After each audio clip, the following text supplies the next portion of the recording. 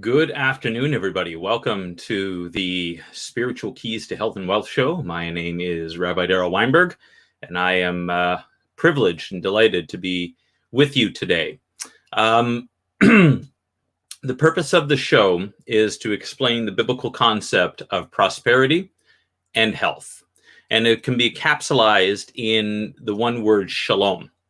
Shalom, although we've come to know it as meaning peace, as meaning hello, goodbye, but if you look at the full nature of the word of shalom, it really means wholeness. It means restoration. It means completion. When we have shalom in our homes, we have peace. Well, how do you have peace? Well, you have no worries. You have lack of concern for the things that are around you. Not that you don't have problems, that you don't have issues, but you have security and assurance that God has got you covered and that you will make it through this. It's not that it's not going to be difficult. I'm not saying that. There's too much of that kind of preaching that goes on out there that says, oh, once you come to believe in Yeshua, that your problems just disappear and he's going to take care of everything. No. What God does is he puts situations and circumstances for you to go through in order to toughen you up. So it's not that shalom means that you're going to have an absence of problems. What it means is that you're going to have an absence of worry about those problems. And that if you trust in God, that he will take care of everything for you. And so biblical prosperity and biblical healing are quite a bit different from the things that we are told and shown today in many churches. Again, I keep going back to this, that there's a lot of ministries that say, if you just give an offering to this ministry, then God's going to give you back 100-fold. We don't see that anywhere in Scripture. What we do see is that God comes alongside of us. So, for instance, if we go to the end of the book of Mark, so Mark chapter 16, and right before his ascension, what Yeshua says is that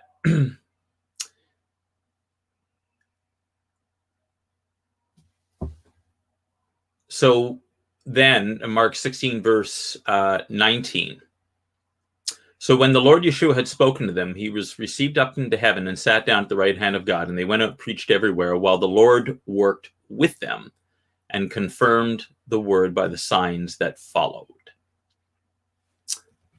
And I can't emphasize enough that whole concept of the Lord working with us. It's not that he works in spite of us, although sometimes he does that. When God is, completing his plan of salvation, there are many times where he works in spite of us, and sometimes he's got to work around us. But when it comes to our own well-being, the Lord works with us. I want to go to Deuteronomy chapter 28. And so in the promise of all the blessings that were going to come to Israel, if they were obedient, he says, starting in verse 9, the Lord will establish you as a holy people to himself, as he swore to you, if you keep the commandments of the Lord your God and walk in his ways. So all the peoples of the earth will see that you are called by the name of the Lord, and they will be afraid of you. And the Lord will give you more than enough prosperity in the children of your womb. So remember, an abundance of children is considered to be prosperity, not a financial burden like everybody's trying to tell us nowadays. In the offspring of your livestock, and in the produce of your ground, in the land which the Lord swore to your fathers to give. The Lord will open for you his good storehouse, the heavens, to give rain to your land in its season, and to bless every work of your hand. And you will lend to many nations, but you will not borrow. And the Lord will make you the head and not the tail, and you will only be above and not underneath, if you listen to the commandments of the Lord your God, which I am commanding you today, to follow them carefully, and do not turn aside from any of the words which I am commanding you today, to the right or the left, to pursue other gods, to serve them. So it's conditional here what God is saying. And that is that he's, number one, our blessing is dependent upon our obedience to him, okay, and all the commandments.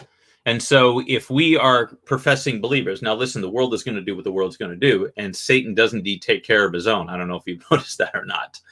But when you have guys who are operating in Freemasonry and stuff like that, they tend to prosper in this world because the devil looks after those who are representing him. But also, Masonry is a lodge, it's a brotherhood, and they come to support each other. I came from a city, Peterborough, Ontario, which is about an hour and a half northeast of Toronto, and I was told that in the biggest company that used to be there, it's shut down now, but General Electric, as a matter of fact, Peterborough was the first city in Canada to have electric lights, and that's why its nickname is Electric City. I was told by one of the senior pastors in the city there that at one time, if you weren't a Freemason, you did not move up the ranks of management in General Electric, the biggest company in the city. So, but when it comes to, being with the Lord, if you profess the Lord's name, then our prosperity is dependent upon, number one, us keeping his commandments. Number two, making sure that we close the door for the enemy not to devour, because one of his names is the devourer.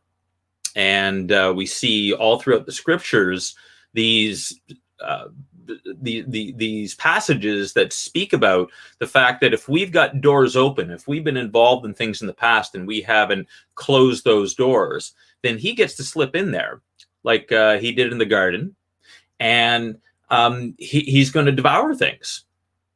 And so even though we might be trying our best, we might be walking with the Lord, there are still doors open that the enemy still has permission because of things that have happened in our past, ungodly beliefs, ancestral curses. If our ancestors were involved in things like secret societies and bad stuff, false religions and things like that, then those doors are still open, because God says in Exodus chapter 20 that he that he hates to the third and fourth generation. He curses to the third and fourth generation of those who hate him. So even though we might have come to faith, I'm the first believer in my family. And one of the things that I had to do last year, I went through some spiritual counseling. And one of the things that they do is they go through the sins of the fathers. And they start tracing back. And some of us know what the sins of the fathers were. Others of us don't. I don't know much about my family history. I did ask my father last year whether there was any Freemasonry in our family. And he said no. But my stepmother certainly has a lot of it. So I don't think that comes down to me. But if you've got that type of thing in your family, it's going to affect you. So we got to close those doors. So when we believe the Lord, when we follow the Lord, when we profess the Lord's name, and we're walking in obedience to his commandments, what he says he's going to do is he's going to work with us. It's not that he is going to just, if we write a check, that would make God no more than a slot machine. And, living in the Niagara Falls area, we have a couple of casinos here. And for some people, that is their retirement plan. The three, usually people, when it comes to the retirement, there are three plans. There is winning the lottery, or some sort of gambling, and there's inheritance, and I can't remember what the third one is, but it basically has nothing to do with you. So most people, they have a plan that's based on chance or luck. Now, if you happen to be born into a wealthy family, then maybe that works for you. I don't know. But for the vast majority of us, we don't have those kinds of connections. When my mother passed away about 21 years ago, we got a nice little amount from the life insurance. My mother was pretty effective at saving. And so we got some money. When my grandmother passed away after my grandfather, we got a nice little bit of money, which helped kind of get me started. I had just come back from pastoring in California, and wasn't making a bunch of money down there. But, I got a little bit of money to I bought a car, I bought some furniture for the house that I was moving into. And then 6 months later, I met my wife.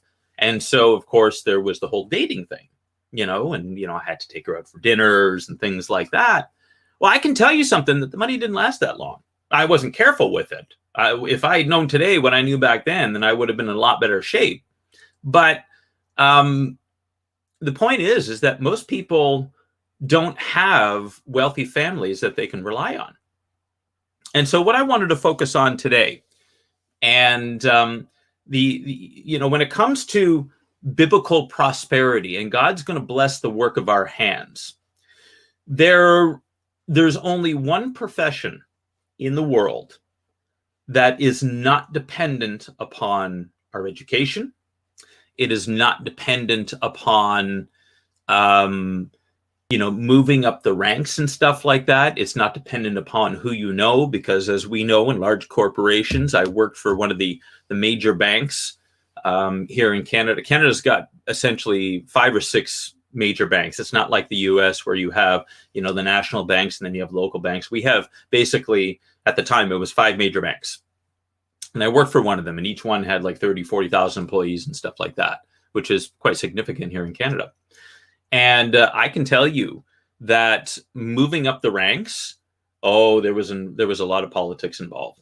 If you wanted to climb the corporate ladder, it wasn't just about hard work. And today, 20 years after that, it's so much more so. The one industry that is not dependent upon your connections, is not dependent upon what your education is. It's not dependent upon your training, but simply the amount of hard work and knowledge you're going to gain about, what it takes to do it, is selling. A lot of people say right away, well, I'm not a salesperson. Well, first of all, we have to ask, what does that mean? Because Robert Kiyosaki, and he helped actually write the book that Donald Trump is most known for, which is The Art of the Deal. But actually, Robert Kiyosaki is he was one of the co-authors. And this guy got famous because he's the one that invented the Velcro wallet. So you remember those things back in the 80s when it was made of this material and had the Velcro on it? Well, Robert Kiyosaki is the one who invented that. And he writes this book. He wrote a book called Rich Dad, Poor Dad. And it contrasts these 2 fathers that this guy had. One was his real father, and I guess one was like a good friend or something like that. And one was wealthy and one was not. But then he wrote a book called Cash Flow Quadrant. And as you can see here, he has this, the quadrant is ESBI. Okay? And this is the 4 ways that people make money. And ESBI stands for employed, self-employed, business owner, and investor. So I want to unpack that a little, because this ties in with what the Lord is saying in the scriptures. Up until the Industrial Revolution in the early 1800s, rather, the vast majority of people were self-employed. They had their own businesses. Most people lived off the land. It was agricultural. What the Industrial Revolution did is that, number one, it started moving people off of the land. And this isn't to say that, there weren't issues, because up until that time, you also had to deal with the feudal system. And the feudal system was where you had a landlord. And interestingly enough, we still have those.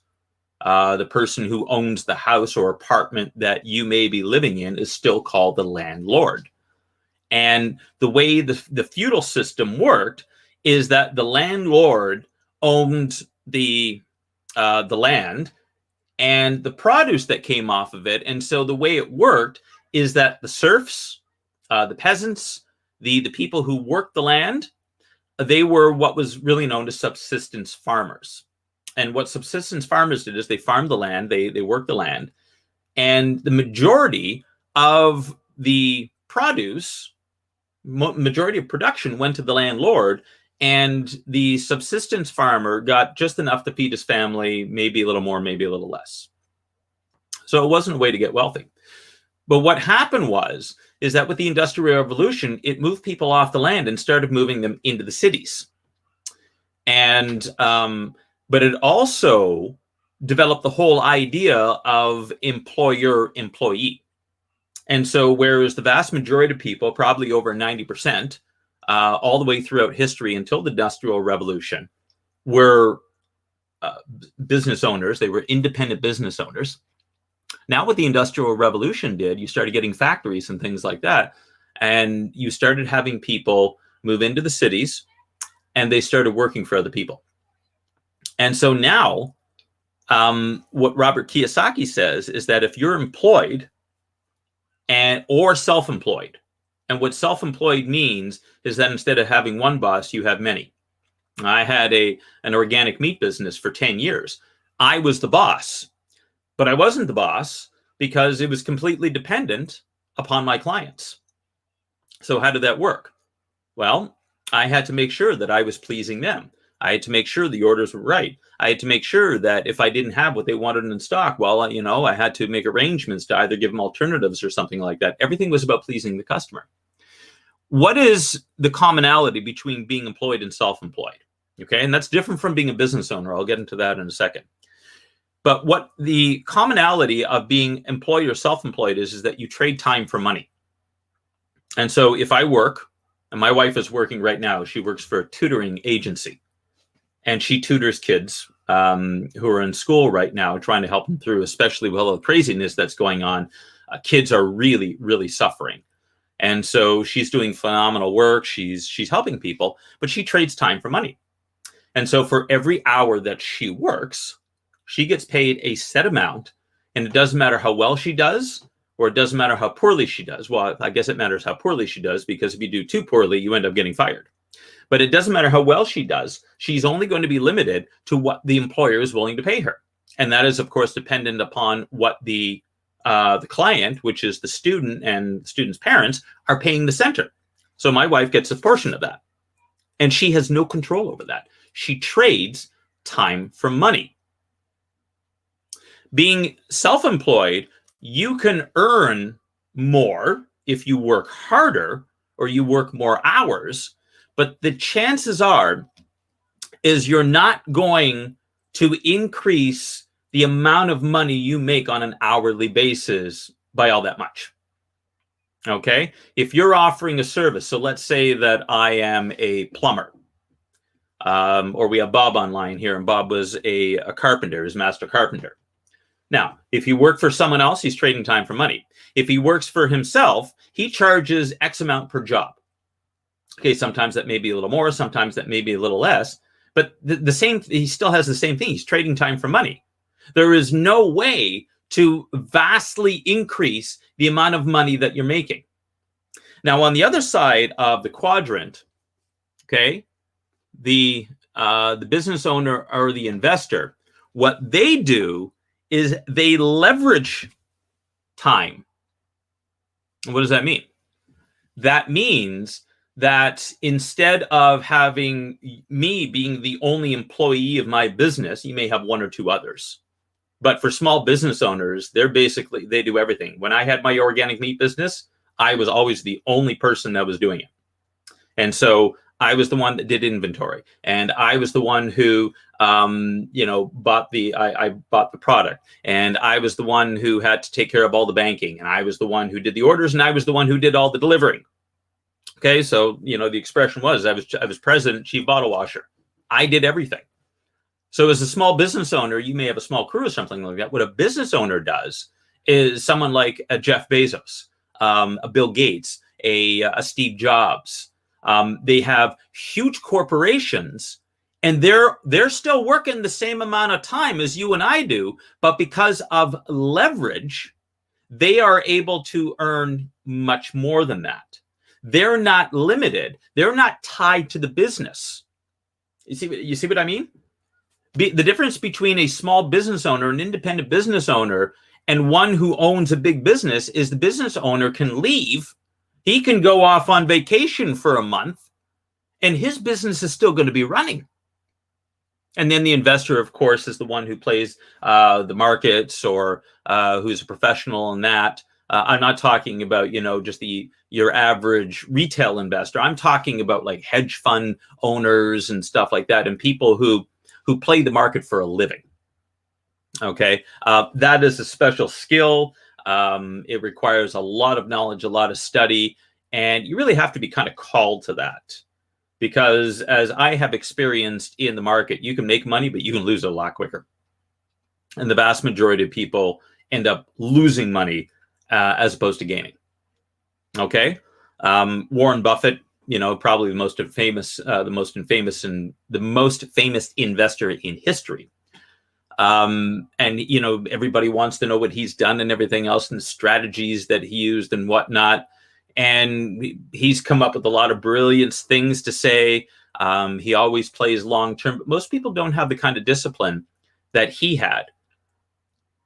So what is the solution to this? How do we go from the left side of the quadrant, which is trading time for money, to the right side, which is to be a business owner or investor, and to leverage things? See, the key to success, Robert Kiyosaki, once again, he says that there are 3 keys to success. First of all, you have to have long-term vision. Okay, so you got to know what you're doing. The second thing is you have to have delayed gratification. And what does that mean? That means that you don't eat your what they used to call your seed wheat. So if you're in the process of saving money, in the Bible, going back to spiritual keys, there are 3 tithes in Israel. One was to the Levite, so 10% goes to your spiritual leader, the one who teaches you. Okay, and if you belong to a congregation, that's where you tithe. If it's online, 10% should be going to that. Maybe you divvy it up between 2 different places that you're getting taught. But the 10% was to feed the people who were teaching you the Torah. Okay, and that's the one that everybody focuses on. But the second tithe, and this comes from Deuteronomy 14, is that it was supposed to be for you. And I have a course that I teach on, where is it? I don't have a copy of it here, but it's called Financial Fitness. And it involves the offense, defense, and playing field of personal finance. And so it's talking about the defense, how to get out of debt. Dave Ramsey does a really good job of this in his Financial Peace University. But the offense part is something that a lot of people don't really focus on. And this course that I designed based on this package that I have, and if you're interested in it, let me know, and I can get one to you. They're not really that expensive. It's under a couple $100. It's a book, workbook, and 8 or 9 CDs. Here's the second one, which is more for investing, but it's beyond financial fitness. But this is what it looks like. Okay, so you get a book, workbook, and 9 audios, CDs or MP3s. And so this course that I teach, it's all about the offense, the defense, and even understanding what money is all about. Most people don't understand what compound interest is. Most people don't know what fiat currency is. And so, to apply these principles, you have to have long-term vision. You got to know what it is that you're working toward. Getting out of debt is not a goal. It's certainly something that we should be aiming for, but that's not going to drive people. That is not going to get you up in the morning to do whatever it is that God may have placed upon your heart to do. Now, buying a house and envisioning that house, absolutely. And the whole idea of a dream board and stuff like that, and putting pictures up and engaging your subconscious mind, because remember, the conscious mind works in words, whereas the subconscious mind works in images and memories and things like that. And the subconscious mind is way, way, way, way, way, way bigger. That's what movies are all about. That's what the entertainment industry is all about. That's what advertising is all about. They program your subconscious mind. And so if you're sitting there and you're looking at what it is that you're aiming for, I want a vacation. Okay. Here in Canada, we're still not allowed to travel yet. So, I mean, that's something that's a long way off. But I know at least in the United States that things are beginning to open up. But what's driving you? What's the long-term vision? Maybe you have your heart set on missions. Maybe you want to buy a bigger house for your family. Maybe you want to buy a house for your family. Whatever it is. So the long-term vision, you've got to get up in the morning and you have to tell yourself, well, what are my goals? What am I doing? What am I aiming for? Because otherwise you're just going to go through the motions, and it's not going to engage your subconscious mind, which is 2 million times bigger than your conscious mind. And everybody's trying to be successful on their conscious mind, completely ignoring how the subconscious mind works. Advertisers are doing it. They're getting you to go out and buy stuff that you don't need, you don't want, you can't afford to impress people you don't like. That's basically what advertising is for. You can't be happy unless you have this. Actually, I can. And what COVID has done is it's proven to a whole bunch of people that they don't really need what it is that they're having to do without. So you have to have long-term vision. You have to have delayed gratification. I don't need to buy this. I can wait until I can afford it. You know, one of the expressions that I've heard in leadership circles is that if you have to finance your recreation, it's not time to recreate yet. If you have to finance a vacation, it's not time to take a vacation. When you can afford to pay for your vacation cash, okay, then you can go on a vacation. If you have to put it on credit and it's going to take you a year to pay it off, no. What do university students do? One of the worst things that credit card companies could have done, and this is all very intentional, is that they give you a credit card at 18 years old or 17 years old when you go into university. And what's the first thing you do when you go into university? Yeah, first round's on me. And you run up that thing and it ends up taking like 6 years to pay it off. So, you know, the $300 that you spent being generous to everybody ends up costing you, you know, many times more than whatever it was that you initially spent. Okay, so long-term vision, delayed gratification. If I don't need it now, I don't buy it now. If I can afford it, if I can treat myself, different story. But delayed gratification, putting away money so that I can continue to invest in myself. And you see all these books over here. The top 3 shelves are all leadership and personal success books. Okay, the rest of these are mostly theology, and then there's history over there. But the top 3 shelves here, so I've got dozens of books on how to be successful. It's how to train my mind to think successfully. One of these, cash flow quadrant. Okay, learning the ESBI, employed, self-employed, business owner, and investor. The third thing that he says is the power of compounding. So what do I do for the power of compounding? It means that when Warren Buffett started investing when he was 13 years old. How much did he know back then? And how much did he have back then? He had very little, but he used what was called the snowball effect. The snowball effect is used in debt reduction, but it's also used in investing. And what's the principle of a snowball? You start rolling a snowball downhill and it picks up snow and it gets bigger and bigger. And so if you start off little, if you discipline yourself with that second tithe and put away 10% for yourself all the time, then eventually you're going to find yourself with enough money that you've not only got an emergency fund, but you can start actually buying things. And the reason why God disciplined us with the 10% tithe for ourselves is so that we would have enough money in order to enjoy life. God wants us to enjoy life. That's one of the principles of prosperity. God wants us to enjoy life. Go to Ecclesiastes chapter 5. Let's go to Ecclesiastes chapter 5. And this, I love reading this verse. Ecclesiastes is probably my favorite book in the Bible. Hey, you know, and everybody's got, oh, you know, I love this. I love Ecclesiastes because it's all about, you know, the stupidity of the things that we chase after and the wisdom of God.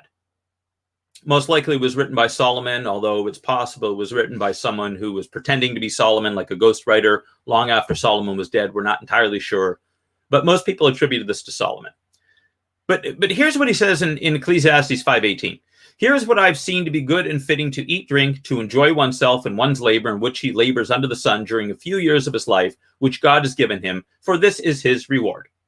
Furthermore, as for every person to whom God has given riches and wealth, he has also given him the opportunity to enjoy them and to receive his reward and rejoice in his labor. This is the gift of God. For he will not often call to mind the years of his life because God keeps him busy with the joy of his heart. Did you get that? The gift of God is that we have the opportunity to enjoy them and to receive his reward and rejoice in his labor. God wants you to enjoy life. I don't think most people understand that about God. And the reason is because they're not doing the things that require people to be successful. Here's one of the things I want to share with you. The principles of success are not respecters of person. It doesn't matter whether you're good. It doesn't matter whether you're evil. It doesn't matter whether what your background is, what the color of your skin is. It doesn't matter what religion you are. The principles of success are universal, and anybody who applies them will benefit from them. Long-term vision, delayed gratification, power of compounding. And by the way, I did a whole message a few years ago on the keys to spiritual success. Holiness involves those three. That's a whole other topic. We'll have, you can tune into the Saturday broadcast at Ruach Hamet to get that. So, what am I saying here? To leverage money for time as opposed to trading time for money. So when you trade time for money, I charge this much per hour, or I charge this much for my service. We have a number of houses that have gone up for sale. I live in a brand new neighborhood. Most of the houses are under 2 years old here. And one real estate agent has just sold 3 houses across the street. So based on, how much she was getting for commission, I don't know what her commission is, but let's say it's 2.5%. Well, 2.5% on houses that are $500,000-$600,000. Let's just say that this young lady has had a very good month. And that's great. But also, and listen, we're living in a time where real estate is hot, hot, hot. I mean, housing prices are just through the roof, mainly because the government's handing out free money and people are stuck at home. So they're buying houses, they're upgrading, things like that. But as a real estate agent, most people don't make it. And real estate is one of those careers that you can have where you can make a lot of money if you really hustle. But you're still, in effect, trading time for money. You can't walk away from your real estate business and expect to make money. A business owner, again, Jeff Bezos, who's no longer running Amazon, but still has shares in that. I mean, he was able to leave that company and go off and do whatever he wanted. And his company was still making money because he owned an asset. And that's the difference between those who, the left side of the quadrant, the right side of the quadrant. The people on the right side of the quadrant, the business owner and the investor, they own assets. So what is the one industry that allows you to start leveraging this a lot quicker?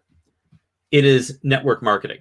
And I know it has gotten a terrible name, and I've been involved in a lot of them. But the reality is, and if you look at a guy like Bob Proctor, for instance, Bob Proctor has made a lot of money in this industry over the years, and he's done so by being honest about it. There are many bad companies in this industry. I get that. I've seen them. I've dealt with some of them. But if you find the right company, you find the right product, you can actually build and leverage for yourself money for time. See, what I want to do is I want to trade.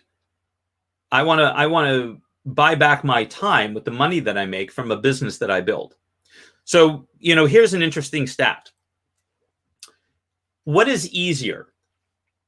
Let's say that I need $50,000 to live. Okay, it's a small figure, but let's say that's what I need. In order for me at 5% to make $50,000 a year, I have to have $2 million in the bank.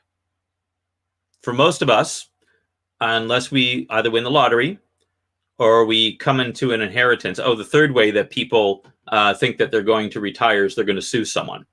And that's why the litigation business is so prosperous, because people are looking for easy ways. You trip on someone's sidewalk and you can sue them, or you slip on someone's sidewalk and you can sue them for all kinds of money. And so that's basically the 3 ways: lottery, inheritance, or suing someone. Getting $2 million trading time for money is not going to work. So what's easier, getting $2 million so I can stick it in the bank and make $5,000, $50,000 a year, or I find a business opportunity that makes me $1,000 a week? And if you understand the principles of leverage, if you understand how, if I have my own business, then to make that, I'm running around all the time trading time for money. But if I have other people who are working with me, and in the network marketing field, you can do that. Got to choose the right company. You got to choose the right product. It's got to be something you believe in. But this is the one industry that allows you, irrespective of your education and background and all those other things, the only thing that determines in this industry, in the sales industry, where you're leveraging your time, is how hard you work. Now, it requires you to change a lot. A lot of people step into this and they're not successful at it right away because they don't understand the kind of person it takes to lead other people. See, in order to be successful in the direct sales industry, is you have to sell other people on the vision. They've got to be able to buy into what it is you're doing because they don't think they can do it. And what Kiyosaki says is that 95% of the people are on the side here, trading time for money. That's 95% of the population that thinks that way. So, we in this industry, we ask, are you a 95%er? Most people are. They think trading time for money. They don't think that they can be a business owner. They don't think they can be an investor. The Bill Gates, the Steve Jobs, the entrepreneurs of this world, the Warren Buffetts, the Jeff Bezos, the people who have vision of this world are few and far between. But if you can get something simple enough where you just simply say, if you follow along these easy steps here, and mainly what it takes is changing who you are as a person. See, if you're negative all the time, people aren't going to follow you.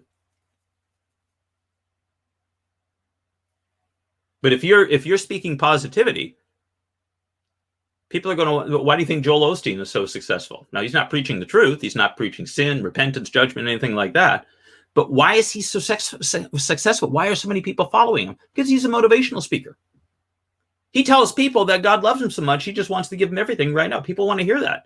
It may not be true, but it's why he's successful. People want to hear that. And if you can, encourage people like that, if you can share with people that, my gosh, you'll have people flocking to you. And if you can show them the way through changing the way that we think, through long-term vision, through delayed gratification, and through, the power of compounding. And if you can show them a method and a business opportunity that will allow people to do that, you've got it made. And so I'm going to end with this. The cash flow quadrant is the secret. Understanding this diagram here, that most people are over here either self-employed or self-employed. How do we get to change our thinking that's over here? We got to have a long-term vision. We got to know what it is that we're after. And so the reason why I got involved with the moringa plant is because I believe in people's health. I want to get you healthy. I want to get me healthy. I want to get my family healthy.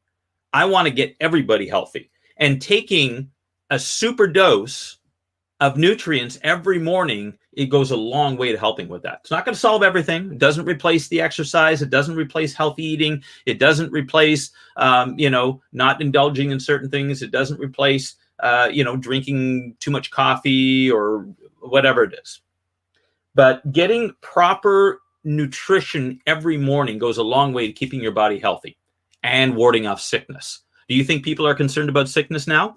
We got a whole industry that is being, and a whole media campaign to tell us that the only way to fight this thing is to get an injection of something.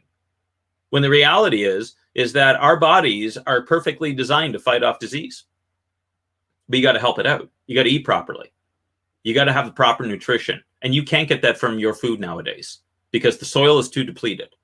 But if you take a supercharged nutrient bomb every morning and hit your body with antioxidants and anti-inflammatories, you're going to go a long way to changing things. And I love Bob's testimony. When I had Bob try this, the swelling in his finger from years of carpentry work immediately started to go down. And now he can't live without it.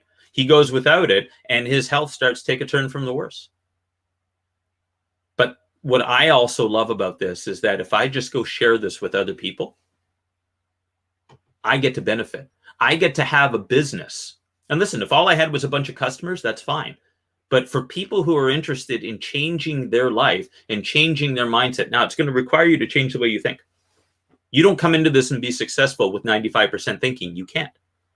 Because you're going to deal with a whole bunch of other people who have 95% thinking. And let me tell you something, 95% of the world has 95% thinking. That's just statistical. It's obvious, but it's true. Have you ever tried to tell someone about the truth about what's really going on out there right now? They don't want to listen because they're just buying into what they've been told. And that's the way it's always worked. So here's my suggestion to you. You really want to find out about this? Let me know.